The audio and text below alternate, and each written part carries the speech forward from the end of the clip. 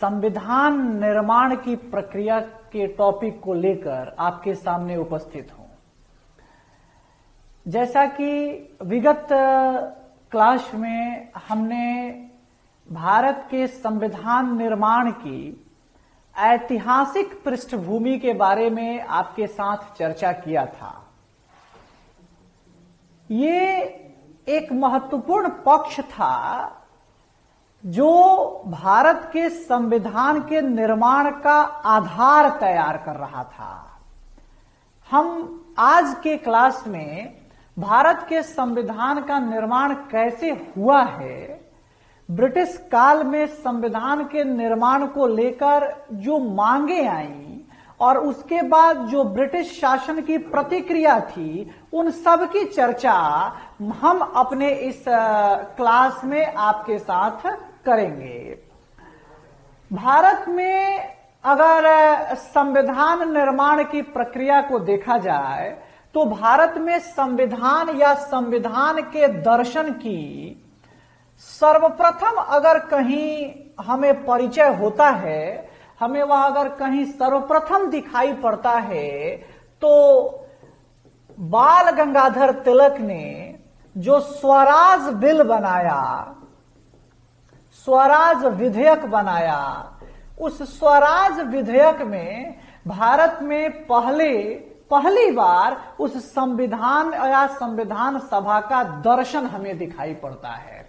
तो ये बड़ा महत्वपूर्ण है कि ये अगर सवाल पूछा जाता है कि भारत में संविधान की मांगों को कब से शुरू किया गया या सर्वप्रथम मांग कब करी गई, तो इस संबंध का उत्तर है बाल गंगाधर तिलक। और बाल गंगाधर तिलक ने ही स्वराज विधेयक में इस चीज की मांग की थी, इस चीज का डिमांड किया था। और इसके बाद लगातार भारत में संविधान के निर्माण को लेकर और संविधान सभा के गठन को लेकर मांगे होती रही।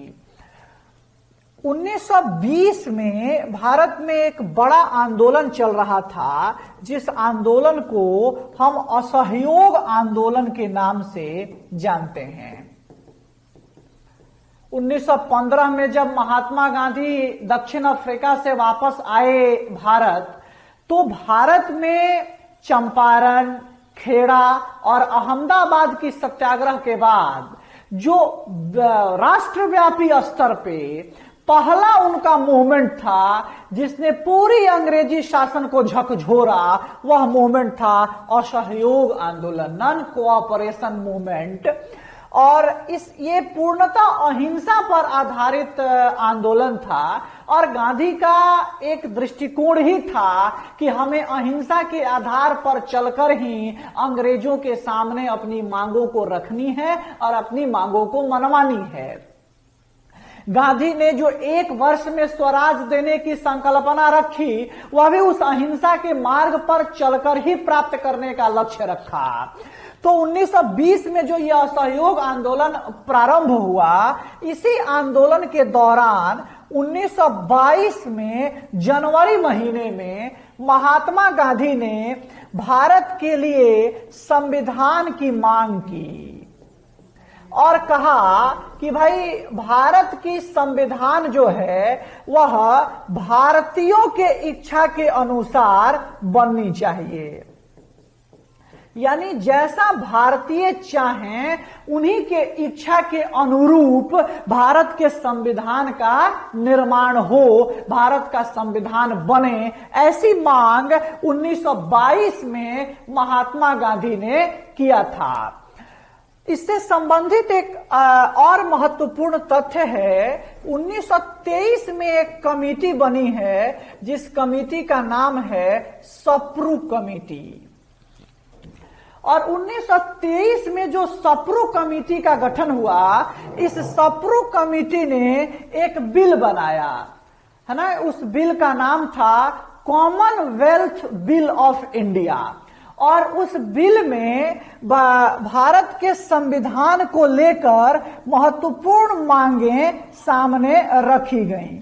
अर्थात भारत के संविधान के निर्माण की प्रक्रिया में इस 1923 की जो ये सप्रू कमेटी का रिकमेंडेशन रहा, ये काफी इंपॉर्टेंट रहा, काफी महत्वपूर्ण रहा। और इसी जो रिकमेंडेशन आई इस सप्रू कमेटी का, इसी रिकमेंडेशन के आधार पर 1925 में दिल्ली में एक सर्वदलीय सम्मेलन हुआ था और उस सर्वदलीय सम्मेलन के अध्यक्ष थे महात्मा गांधी। महात्मा गांधी ने इस रिपोर्ट को इस सम्मेलन में रखवाया जो ऑल पार्टी मीटिंग्स थी 1925 की, और उसमें इस रिकमेंडेशन के आधार पर जो सप्रू कमेटी के द्वारा बनाई गई थी, उस रिकमेंडेशन को भारत के संविधान के निर्माण की प्रक्रिया में शामिल किया गया। भारत के संविधान के निर्माण की प्रक्रिया में उसको जगह देने की मांग इस समय की गई। इसके बाद अगर आप देखो तो लगातार भारत में संविधान और संविधान सभा की मांग को लेकर और मांगे उपस्थित होती रही। मैं अभी साइमन कमीशन और नेहरू रिपोर्ट को भी बीच में ले आऊंगा, लेकिन उसके पहले थोड़ा सा आप इस संविधान निर्माण की जो मांग वाला एक खंड है उसको पहले हम लोग पूरा कर लेते हैं।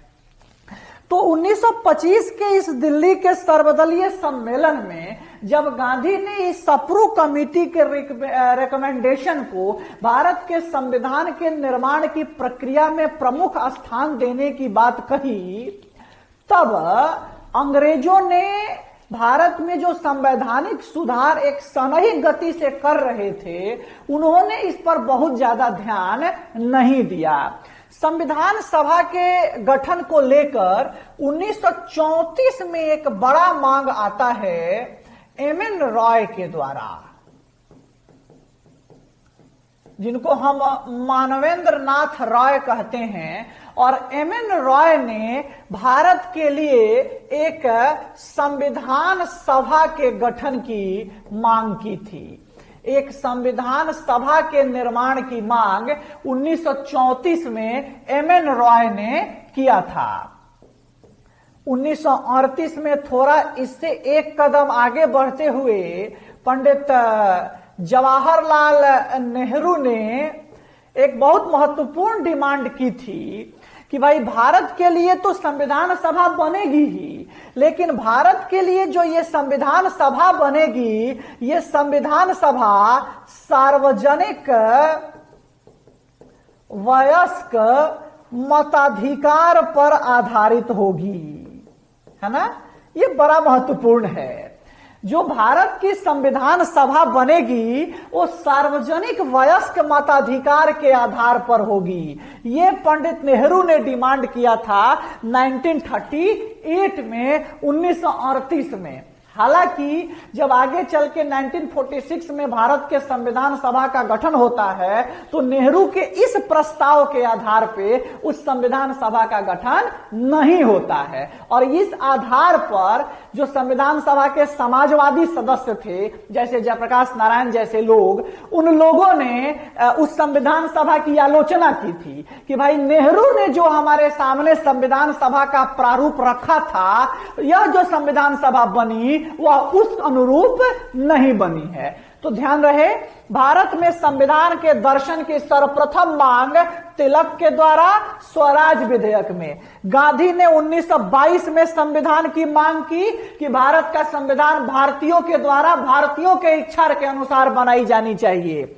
1923 में सप्रू कमेटी का गठन और उसने एक बिल बनाया, कॉमनवेल्थ बिल ऑफ इंडिया, और उस बिल में भारत के संविधान के निर्माण से संबंधित महत्वपूर्ण बातें डिस्कस करी गई, जिसे 1925 में दिल्ली के सर्वदलीय सम्मेलन में प्रस्तुत किया गया, जिसके अध्यक्ष थे गांधी। 1934 में एम.एन. रॉय ने संविधान सभा की मांग की और 1938 में पंडित नेहरू ने कहा कि भारत की संविधान सभा बनेगी, लेकिन किस मताधिकार के आधार पर?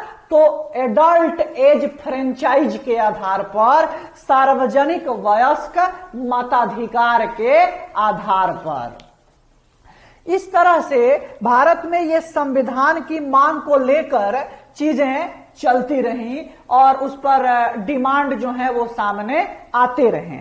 ये तो भारत के राष्ट्रीय आंदोलन के दौरान भारतीय नेताओं के द्वारा किया जा रहा मांग था। अब इन सब चीजों पर अंग्रेजों की क्या प्रतिक्रिया थी?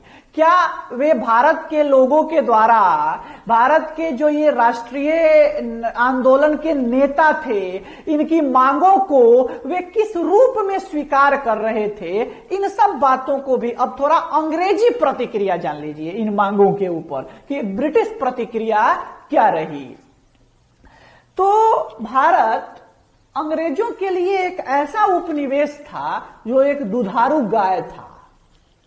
ये ऐसा लाभ देने वाला उपनिवेश था जो अंग्रेज कभी भी नहीं चाहते थे कि वो भारत जैसे उपनिवेश पर अपने अधिकार छोड़ दें।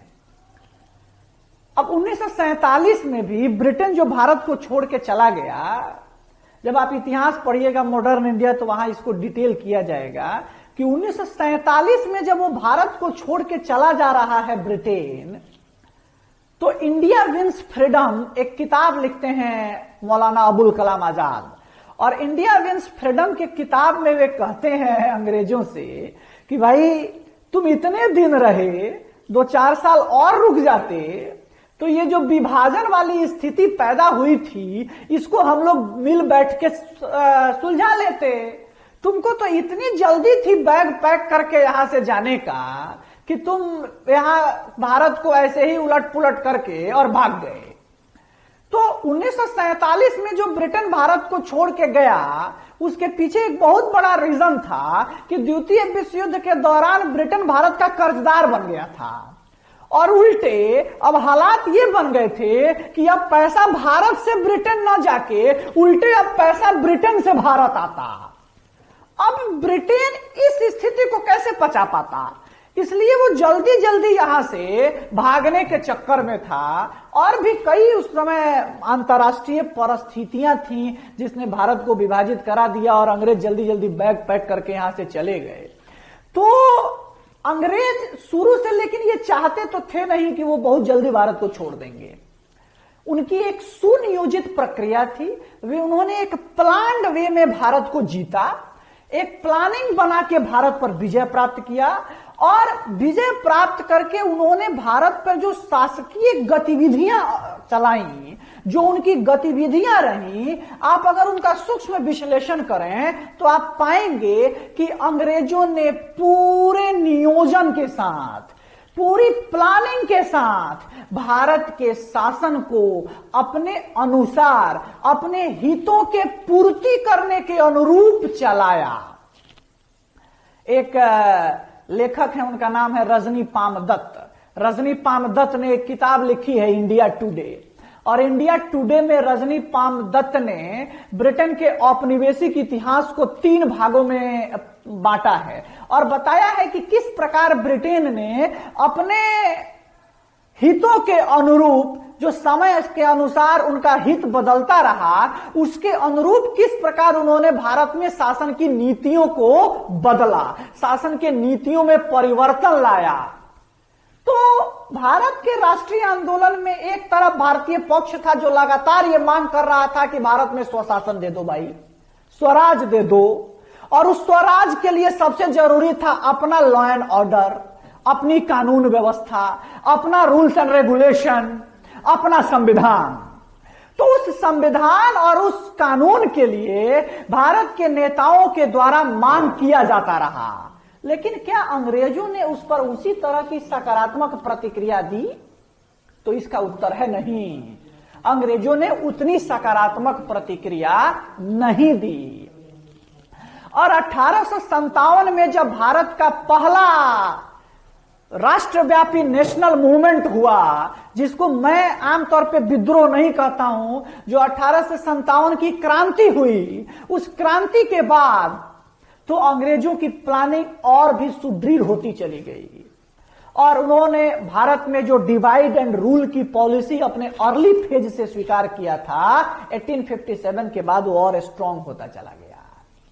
आप अगर भारत के संवैधानिक मांगों के अनुरूप उनके उस प्रतिक्रिया को देखिएगा तो 1857 के बाद अंग्रेजों की भारतीय जनता, भारतीय लोगों और भारतीय नेताओं के प्रति उदासीनता जो है वो बढ़ती ही चली गई और वे भारत के एक पक्ष को अपने तरफ मिलाने और दूसरे पक्ष को अपने से अलग करने की नीति पर आगे बढ़ते चले। भारत में अंग्रेजों की अगर संवैधानिक प्रतिक्रिया को देखा जाए तो उसमें एक सबसे महत्वपूर्ण समय आता है 1909 का मार्ले मिंटो अधिनियम। मार्ले मिंटो एक्ट जो 1909 में आता है।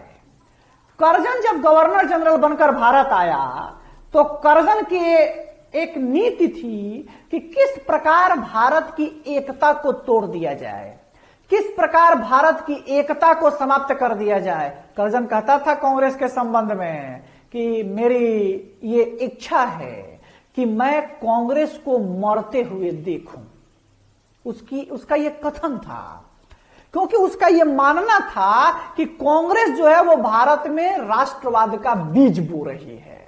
कांग्रेस जो है वो भारत में राष्ट्रवादी गतिविधियों को आगे बढ़ा रही है और इसलिए वह भारत में कांग्रेस की शांतिपूर्ण मृत्यु का ये आकांक्षा पाले हुए था।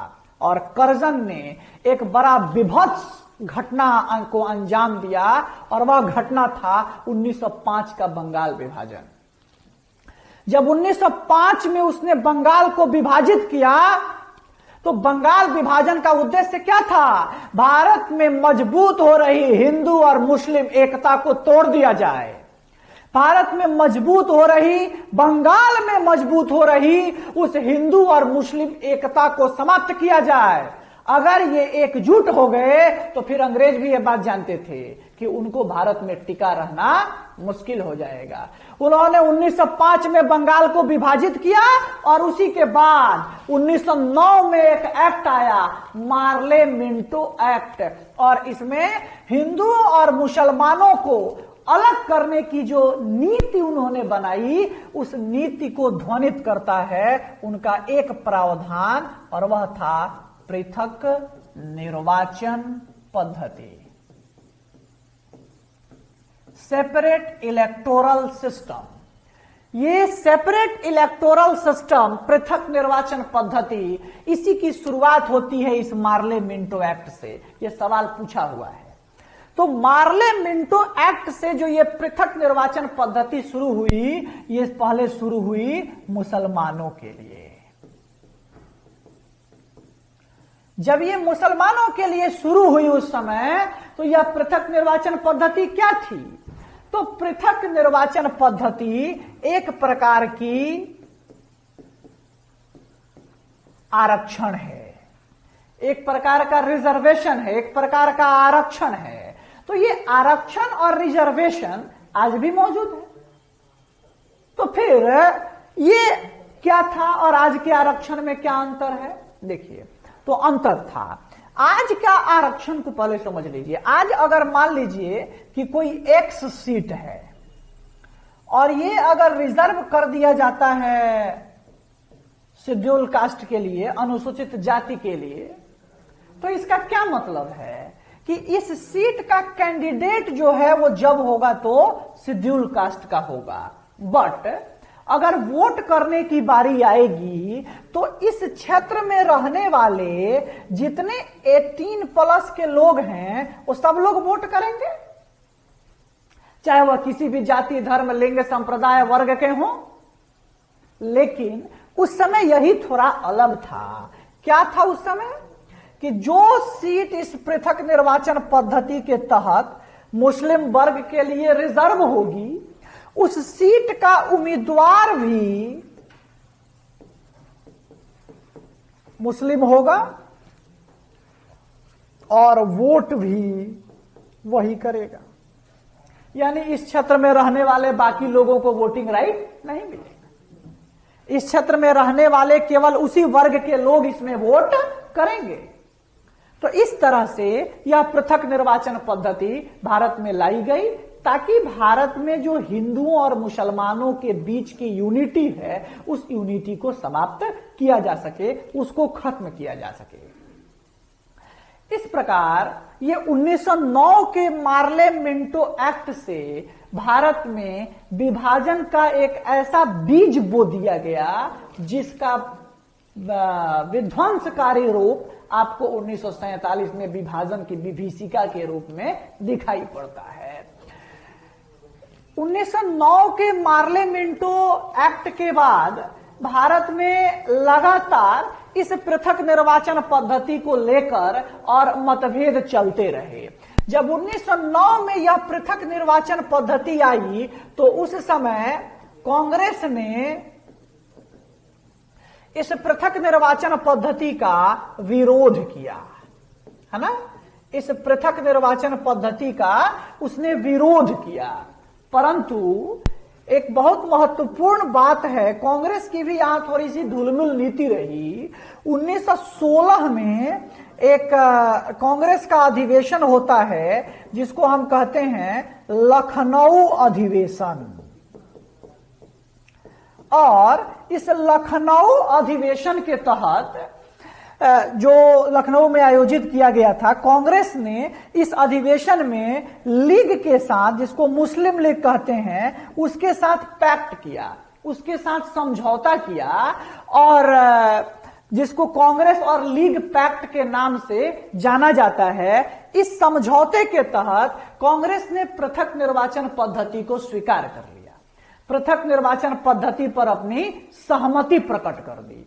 अब यही फिर देखिएगा आप 1928 में आएगा जब नेहरू रिपोर्ट, तो नेहरू रिपोर्ट में कांग्रेस ने इस पृथक निर्वाचन पद्धति के प्रति अपनी असहमति व्यक्त की। तो ये जो ढुलमिल रवैया रहा, ये भी भारत की जो राष्ट्रीय एकता थी उसके लिए अच्छा साबित नहीं हुआ, उसके लिए वह जिम्मेदार रहा विभाजन में, उस भी प्रवृत्ति को एक उसकी जिम्मेदारी दी जा सकती है। तो उसके बाद भारत में 1919 का एक एक्ट आता है, और इस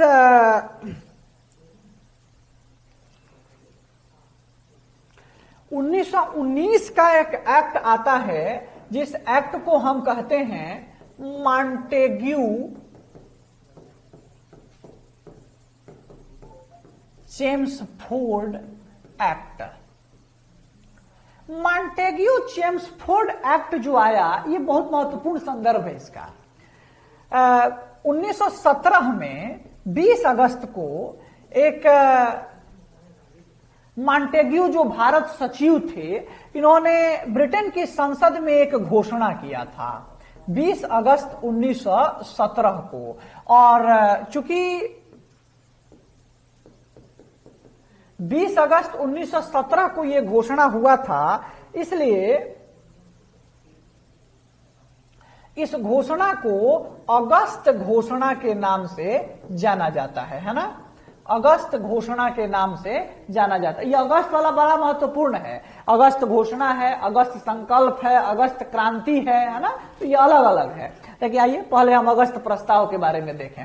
तो अगस्त जब घोषणा हुई तो इस अगस्त घोषणा में मॉन्टेग्यू ने उस समय अपने सदन में कहा कि भाई भारत में एक उत्तरदायी सरकार की स्थापना के लिए प्रयास किया जाएगा। और भारतीय अब ये उम्मीद लगा रहे थे कि जब ब्रिटेन के द्वारा अब अगला एक्ट आएगा तो उसमें भारत में उत्तरदायी सरकार की स्थापना के लिए जो भी कदम उठाए जाएंगे वो हमारे लिए बेहतर होंगे, वो अच्छे होंगे। तो जब अगस्त घोषणा के बाद भारतीय इस बात की उम्मीद कर रहे थे कि अगला एक्ट हमारे लिए ज्यादा अवसर लेकर आएगा और वह भारत में एक अकाउंटेबल गवर्नमेंट को एस्टेब्लिश करेगा, ये 1919 के एक्ट से उनकी ये उम्मीद धूमिल हो गई। उनकी उस उम्मीद पर पानी फिर गया, क्योंकि 1919 के एक्ट में ऐसा कोई प्रोविजन नहीं आया, ऐसा कोई घोषणा अंग्रेजों के तरफ से नहीं हुई कि भारत में एक उत्तरदायी सरकार की स्थापना का प्रयास किया जा रहा है या उसके लिए कोई विशेष प्लान ब्रिटेन का है। जब 1919 के एक्ट में कांग्रेस को या पूरे भारत को कुछ भी हाथ नहीं लगा, तो अब आगे की रणनीति कांग्रेस के नेतृत्व में भारतीयों ने बनाना शुरू किया। इस 1919 के एक्ट में जो भारत के संविधान के निर्माण के संबंध में या भारत में जो उत्तरदायी सरकार को लेकर मांग की जा रही थी, उस संबंध में जब कोई महत्वपूर्ण कदम ब्रिटेन ने नहीं उठाया, तो 1923 में सप्रू कमेटी का गठन हुआ, जिस कमेटी ने भारत के संविधान के निर्माण के संबंध में कुछ दृष्टिकोण प्रपत्र अंग्रेजों के समक्ष रखे। इस एक्ट में एक महत्वपूर्ण बात कहा गया था जो संविधान निर्माण से संबंधित था कि एक्ट के 10 वर्ष के बाद एक कमेटी बनाई जाएगी, है ना, एक आयोग बनाया जाएगा जिसको यह जिम्मेदारी दी जाएगी या जिसका यह काम होगा कि भाई वह भारत में जो संविधान निर्माण की स्थिति है या भारत में जो उत्तरदायी सरकार की स्थापना की जो स्थिति है उसका वह मूल्यांकन करे। ये 10 वर्ष के बाद का समय दिया गया था, लेकिन एक कमेटी बीच में भी गठित हुई थी। 1924 में इस 1919 के मॉन्टेग्यू चेम्सफोर्ड एक्ट के रिव्यू के लिए एक कमेटी बनी थी जिसका नाम था मुंडी मैन कमेटी। 1924 में इस मुंडी मैन कमेटी का गठन किया गया था इस 1919 के एक्ट के रिव्यू के लिए, उसकी समीक्षा के लिए। जो इस एक्ट में 10 वर्ष के बाद कमेटी बनाने की बात कही गई थी कि 10 वर्ष के बाद भारत में एक उत्तरदायी सरकार की स्थापना के लिए एक कमेटी बनाई जाएगी, उस संबंध में एक महत्वपूर्ण कोशिश होती है। देखिए, ये जो समय था 10 वर्ष का, ये 1928-29 में पूरा हो रहा था, लेकिन जो 1928-29 में ये समय पूरा हो रहा था, तो यहां थोड़ा सा आप समझिए ब्रिटेन की पॉलिटिक्स को, बस 2 लाइन में आप समझ जाएंगे कि ब्रिटेन में द्विदलीय व्यवस्था है, डुअल पार्टी सिस्टम है। तो ब्रिटेन में जो द्विदलीय व्यवस्था है, उस द्विदलीय व्यवस्था के तहत वहां एक पार्टी जिसका नाम है कंजर्वेटिव पार्टी और दूसरा लेबर पार्टी, है ना। तो कंजर्वेटिव पार्टी और लेबर पार्टी, ब्रिटेन में अभी तक जो पार्टी सत्ता में मौजूद थी वह पार्टी थी कंजर्वेटिव पार्टी, है ना। अभी तक लेबर पार्टी को सत्ता नहीं मिली थी, लेकिन ब्रिटेन में इसी 28 के आसपास चुनाव होने वाले थे और कंजर्वेटिव पार्टी को इस बात का डर लग रहा था कि कहीं ऐसा न हो कि हम इस बार चुनाव हार जाएं और लेबर पार्टी को सत्ता मिल जाए। लेबर पार्टी जो अभी तक सत्ता में नहीं आई थी, वह एक अनुभवहीन पार्टी थी जिसको शासन चलाने का अनुभव अभी नहीं मिला था।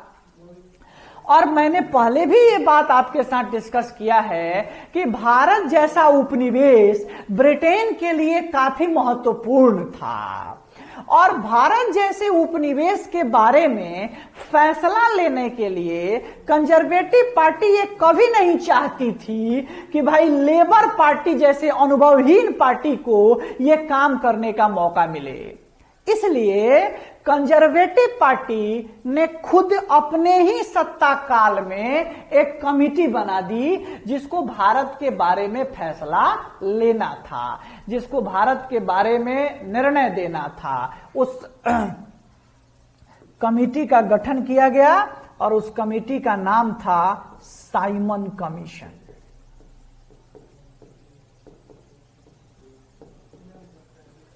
है ना।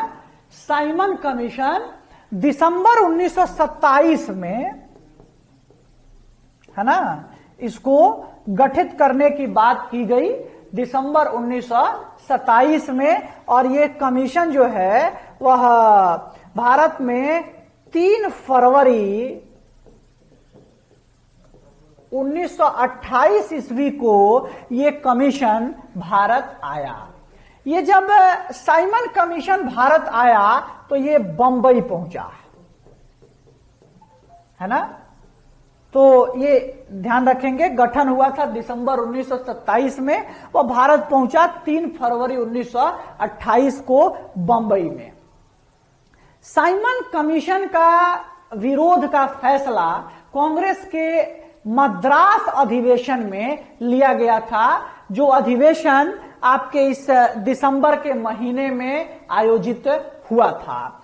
तो ये सवाल आया हुआ है कि कांग्रेस के किस अधिवेशन में साइमन कमीशन के विरोध का निर्णय लिया गया था। उसका उत्तर है मद्रास अधिवेशन में। तो ये साइमन कमीशन जॉन साइमन की अध्यक्षता में गठित हुआ था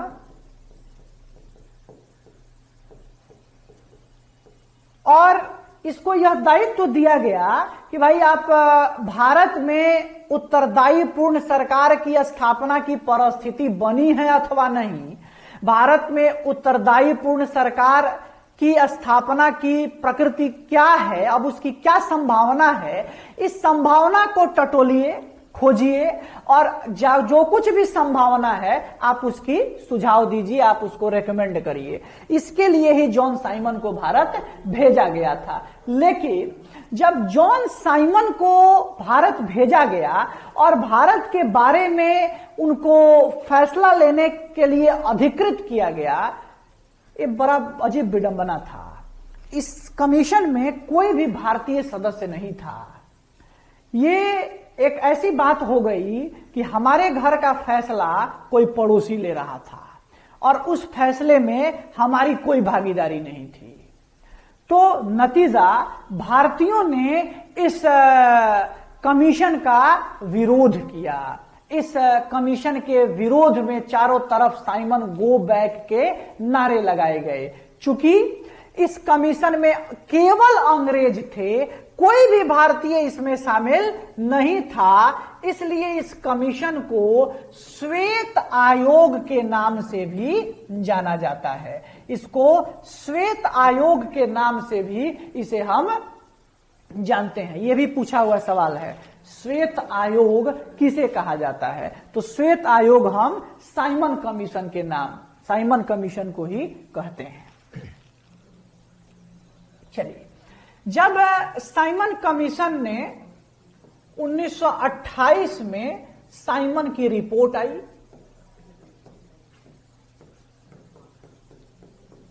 लेकिन इसकी रिपोर्ट आने के पहले ही,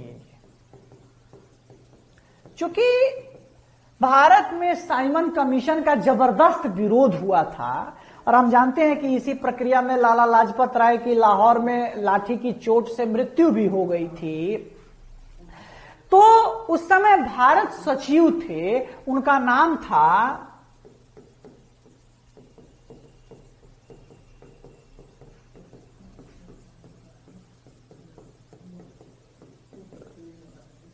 लॉर्ड बर्कनहेड।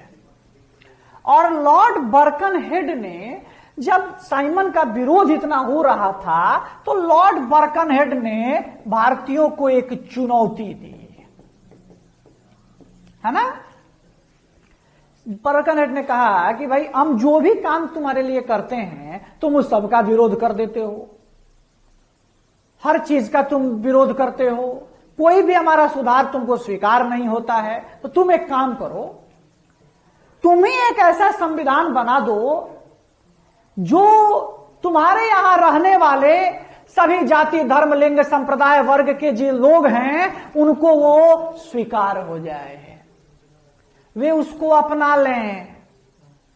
ये चुनौती दी बर्कनहेड ने भारतीयों को। ये चुनौती जब भारतीयों को मिली तो कांग्रेस ने एक सर्वदलीय सम्मेलन बुलाया। एक सर्वदलीय सम्मेलन हुआ, जिस सर्वदलीय सम्मेलन की अध्यक्षता किए पंडित मोतीलाल नेहरू, और इसमें इनके साथ पंडित जवाहरलाल नेहरू भी थे।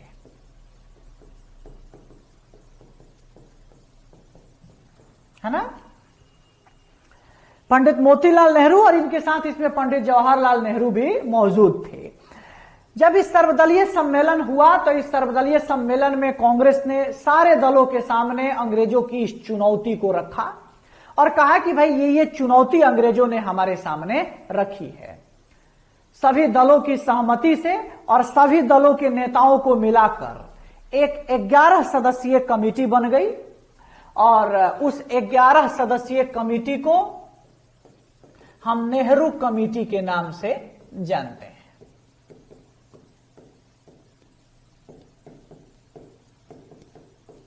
हम नेहरू कमेटी के नाम से जानते हैं। यह नेहरू कमेटी का गठन 1928 में हुआ, जिसकी अध्यक्षता किए इस कमेटी का पंडित मोतीलाल नेहरू।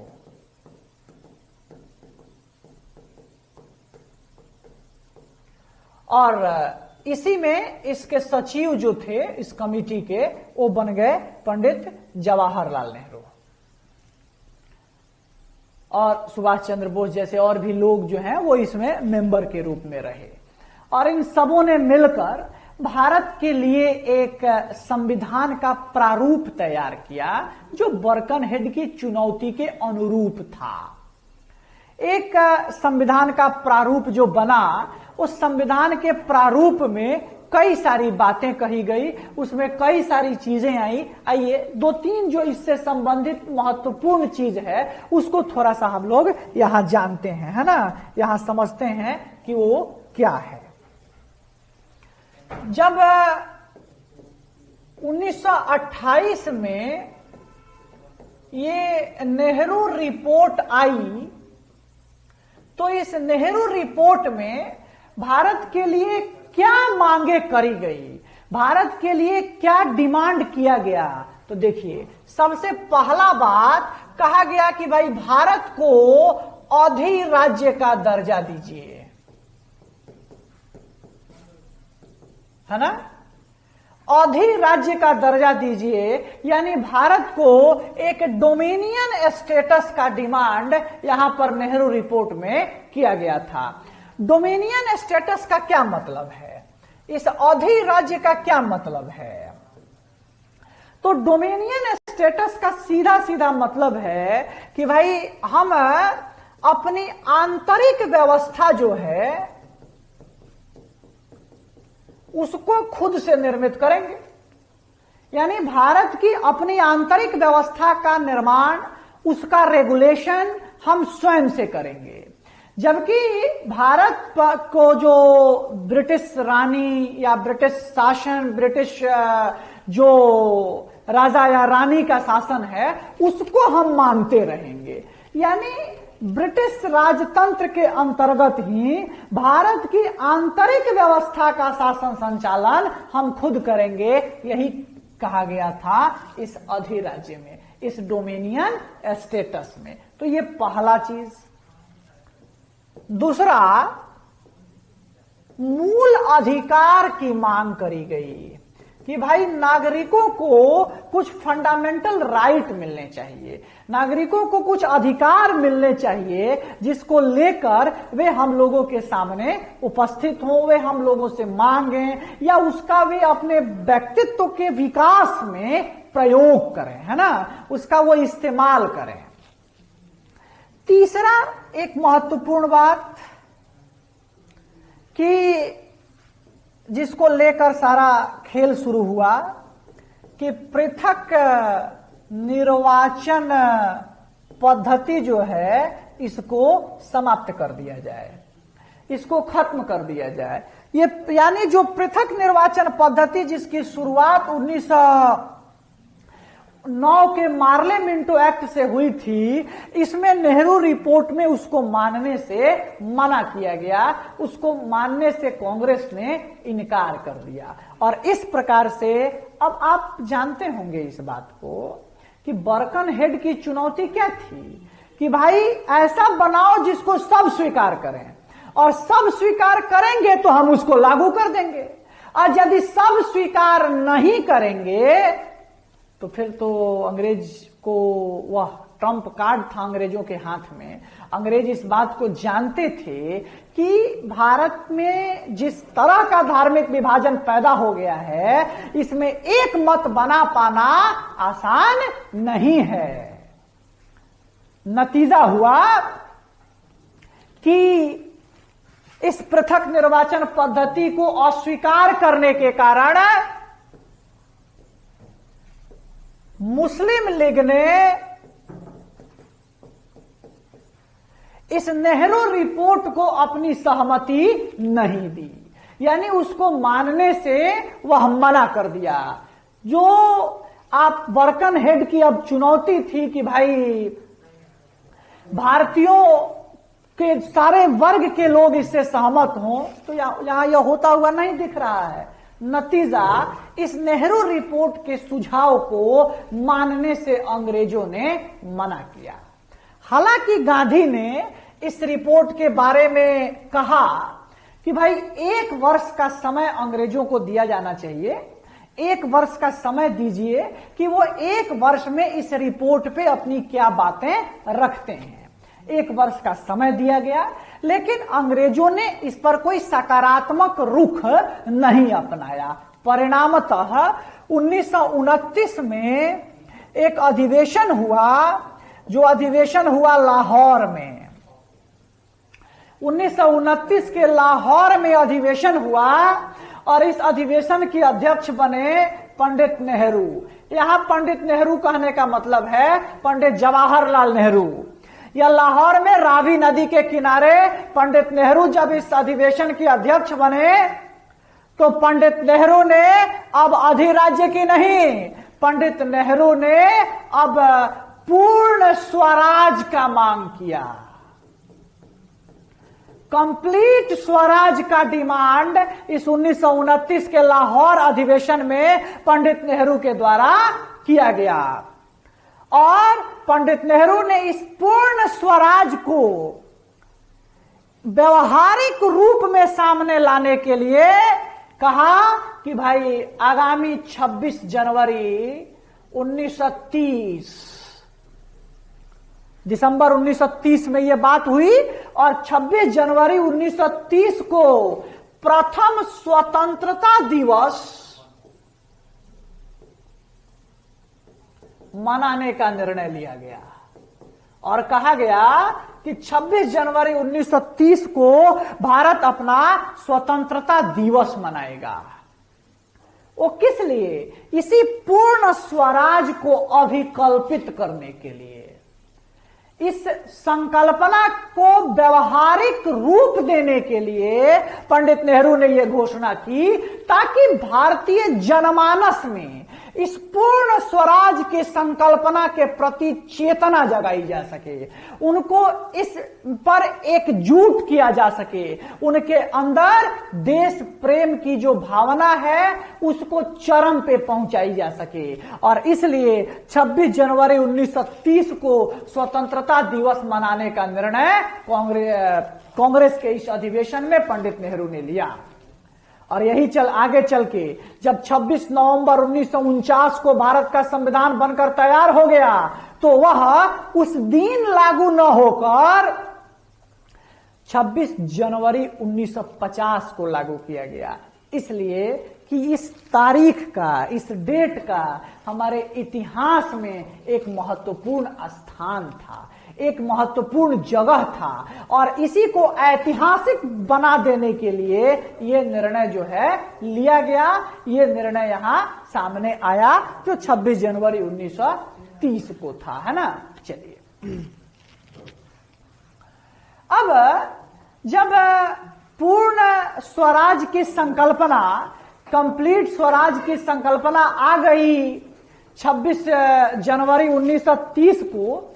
उसके बाद भारत में जो संविधान निर्माण की प्रक्रिया थी, उस पे जो अंग्रेजों का लगातार हो रहा हस्तक्षेप था, उसका एक महत्वपूर्ण झलक आपको मिलेगा जब 3 गोलमेज कॉन्फ्रेंस हम देखते हैं।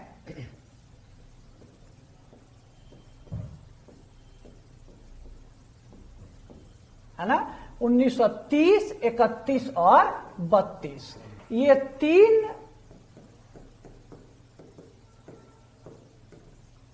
गोलमेज कॉन्फ्रेंस बहुत महत्वपूर्ण है।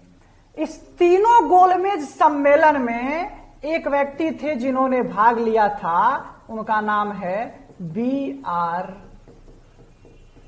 अंबेडकर। और जो द्वितीय गोलमेज कॉन्फ्रेंस रहा, इस द्वितीय गोलमेज कॉन्फ्रेंस में कांग्रेस ने भाग लिया था और कांग्रेस के प्रतिनिधि के रूप में स्वयं महात्मा गांधी वहां गए हुए थे। लेकिन इस गोलमेज कॉन्फ्रेंस में भाग लेने से, गोलमेज कॉन्फ्रेंस में जाने से कोई बड़ा परिणाम या कोई बड़ा ऐसा उपलब्धि भारत को हाथ नहीं लगा। गांधी स्वयं जब वापस आए भी तो गांधी ने कहा कि मैं खाली हाथ जरूर लौटा हूं, लेकिन देश की इज्जत को बट्टा नहीं लगने दिया है। ये गांधी का स्टेटमेंट था जब गांधी 1931 के द्वितीय गोलमेज कॉन्फ्रेंस से वापस आए। 1932 में एक बड़ा भारत के संविधान के या भारत की जो उस राजनीतिक गतिविधि थी, उसमें ये एक बड़ा रोल निभा रहा है। देखिएगा, 1932 में एक ब्रिटिश प्राइम मिनिस्टर हैं, उनका नाम है रैमजे मैकडोनाल्ड। और रैमजे मैकडोनाल्ड ने एक निर्णय लिया, जिस निर्णय को हम सांप्रदायिक पंचाट के नाम से जानते हैं, है ना। सांप्रदायिक पंचाट के नाम से जिसको हम जानते हैं, कम्युनल अवार्ड कहा जाता है। और इसके तहत क्या किया गया, तो भाई जो पृथक निर्वाचन पद्धति जिसकी शुरुआत 1909 के मार्ले मिंटो एक्ट से हुई थी, इस समय 1919 के एक्ट में भी उसका विस्तार हुआ, लेकिन इस 1932 में रैमजे मैकडोनाल्ड ने उस सांप्रदायिक पंचाट को के तहत जो पृथक निर्वाचन पद्धति की व्यवस्था थी, उसको हरिजन वर्ग के लिए, है ना, लागू कर दिया, है ना। यानी एक बड़ा गेम यहां अंग्रेजों ने खेला। हरिजन वर्ग के लिए उस पृथक निर्वाचन पद्धति की घोषणा कर दी गई इस सांप्रदायिक पंचाट के तहत। उस समय ब्रिटिश प्रधानमंत्री थे रैमजे मैकडोनाल्ड। जब ये घोषणा हुई तो गांधी पुणे के यरवदा जेल में थे और गांधी आमरण अनशन पे बैठ गए। जब वे आमरण अनशन पे बैठ गए तो कई लोगों के प्रयास से गांधी और अंबेडकर के बीच एक समझौता हुआ। गांधी और अंबेडकर के बीच एक सहमति बनी 1932 में ही, जिसको पूना पैक्ट कहा जाता है ना, जिसको हम पूना पैक्ट कहते हैं, पूना समझौता कहते हैं, जिसके तहत अंबेडकर ने पृथक निर्वाचन पद्धति की मांग को छोड़ा और कांग्रेस ने हरिजन वर्ग के लिए आरक्षित सीटों की संख्या को बढ़ा दिया, उसमें वृद्धि कर दी गई। तो इस प्रकार से ये भारत में एक महत्वपूर्ण समय था। इसी के बाद भारत के संविधान निर्माण को, या जब तक संविधान भारत का बन नहीं गया और लागू नहीं हो गया, तब तक शासकीय गतिविधि को नियंत्रित किया और एक एक्ट आया 1935 का भारत शासन अधिनियम। और भारत शासन अधिनियम आजादी के बाद भी जब तक भारत का संविधान बनकर लागू नहीं हो गया तब तक उसी अधिनियम के अनुरूप इस देश में शासकीय गतिविधियां संचालित होती रही, उसी के अनुरूप शासन होता रहा, उसी के अनुरूप यहां की व्यवस्था संचालित हो रही थी। देखिए 1935 के एक्ट के बाद जो 1935 का एक्ट आया, इसके अनुसार 1937 में हमारे देश में प्रांतीय चुनाव हुए। 1937 में प्रांतीय चुनाव हुए और उस प्रांतीय चुनावों में भारत की सभी राजनीतिक पार्टियों ने अपनी भूमिका निभाई। यानी अब एक तरह से भारत में राजनीतिक सत्ता का हस्तांतरण यहां से आपको दिखाई पड़ेगा, भले ही वह प्रांतीय स्तर पर ही क्यों न हो। लेकिन इसमें एक बड़ा ट्विस्ट आता है। जब 1939 में द्वितीय विश्व युद्ध की शुरुआत हो जाती है और द्वितीय विश्व युद्ध की शुरुआत के बाद ब्रिटेन लगातार इस बात का प्रचार कर रहा था कि भाई इस युद्ध में भारत ब्रिटेन के पक्ष में है, ब्रिटेन के पक्ष में वह युद्ध कर रहा है, यानी ब्रिटेन के साथ वह इस युद्ध में शामिल है। ब्रिटेन के इस प्रचार के विरुद्ध में भारत की जो इन प्रांतीय सरकारें थीं, उन सरकारों ने अपना त्याग पत्र दे दिया, वह इस्तीफा दे दिया और यह विश्व युद्ध 1945 तक चलता रहा। इस विश्व युद्ध में कई ऐसी घटनाएं घटी जिसने भारत के विभाजन को और भारत की स्वतंत्रता को दोनों को ध्वनित किया, दोनों को दिशा दी। कैसे? तो जब इस विश्व युद्ध का दौर चल रहा था, जो 1945 में, जिसको आप शीत युद्ध कहते हैं, जो 1945 से शुरू हो गया। अरे शीत युद्ध की शुरुआत तो द्वितीय विश्व युद्ध के दौरान ही हो गई थी, है ना। गुटबाजी तो उसी समय हो गया था। सोवियत संघ और अमेरिका के बीच विरोध की स्थिति तो उसी समय बन गई थी, जिसका आप प्रकटीकरण देखते हैं 1945 में के बाद के कालों में। तो जब ये द्वितीय विश्व युद्ध चल रहा था तो ब्रिटेन की स्थिति जो है वो कमजोर होती जा रही थी। और जैसा कि मैंने अपने शुरुआती लेक्चर में ही आपके सामने ये बातें कही कि द्वितीय विश्व युद्ध के दौरान ब्रिटेन जो है वो भारत का कर्जदार बन गया। तो ऐसी स्थिति में ब्रिटेन पर आंतरिक रूप से भी और बाह्य स्तर से भी कई ऐसे दबाव बनने लगे कि वह भारत को स्वतंत्र करे, भारत की औपनिवेशिक सत्ता छोड़े। और ब्रिटेन ने इसी दबाव के फलस्वरूप 1942 में एक क्रिप्स मिशन जो है वह भारत भेजा, है ना।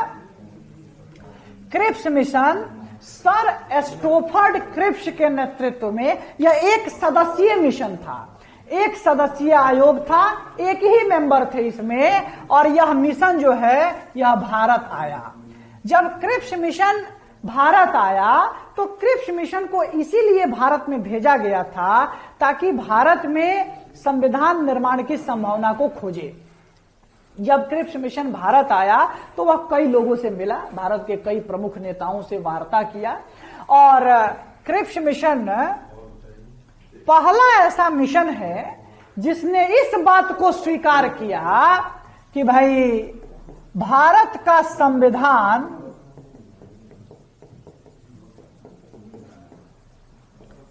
भारतीयों के द्वारा बनाया जाएगा, है ना।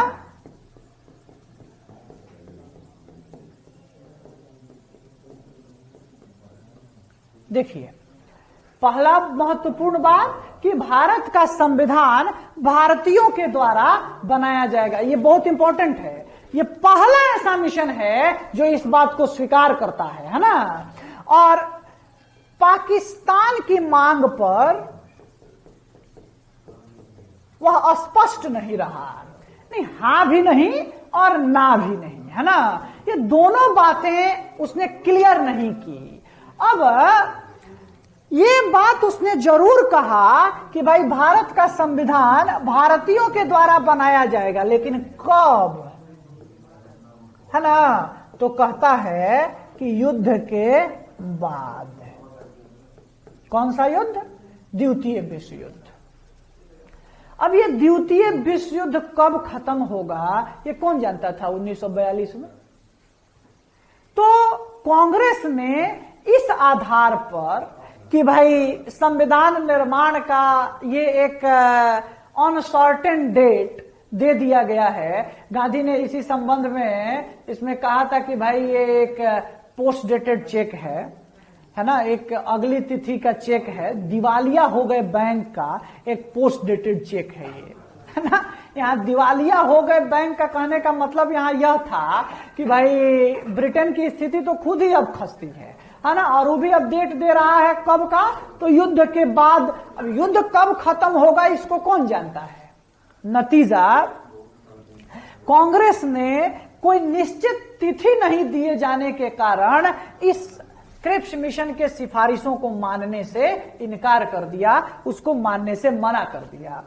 और चूंकि पाकिस्तान के मांग के ऊपर मुस्लिम लीग का कोई स्पष्ट राय नहीं था, मुस्लिम लीग ने स्पष्ट राय नहीं होने के कारण क्रिप्स मिशन को मानने से इनकार कर दिया।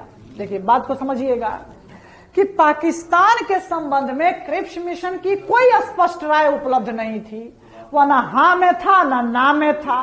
नतीजा, मुस्लिम लीग ने उसको स्वीकार करने से मना कर दिया। भारत की दोनों मुख्य धारा की पार्टियां, एक तरफ कांग्रेस और एक तरफ मुस्लिम लीग, दोनों ने इस संविधान के निर्माण हेतु जो मिशन आया था क्रिप्स मिशन, इसके सिफारिशों को मानने से मना कर दिया। जब क्रिप्स मिशन यहां से असफल होके वापस लौटा, जब क्रिप्स मिशन यहां से वापस गया, तो क्रिप्स मिशन की वापसी के बाद भारत के संविधान निर्माण की प्रक्रिया के लिए अब ब्रिटेन भी धीरे धीरे ज्यादा तेज होने लगा था। अब ब्रिटेन में भी उत्सुकता